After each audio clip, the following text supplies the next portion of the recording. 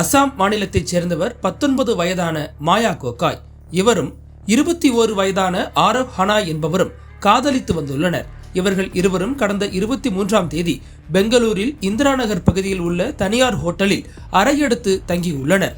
இந்த நிலையில் கடந்த 26ஆம் தேதி ஆரவ் ஹனாய் மட்டும் அறையிலிருந்து வெளியேறி சென்ற பிறகு அந்த அறைக்குள் இருந்து துர்நாற்றம் வீசியுள்ளது. இதில் சந்தேகமடைந்த ஹோட்டல் ஊழியர்கள் அந்த அறையை திறந்து பார்த்துள்ளனர். அங்கு மாயா கோகாய் கத்தியால் குத்தப்பட்டு கொலை செய்யப்பட்டு கிடந்ததை கண்டு அவர்கள் அதிர்ச்சி அடைந்தனர்.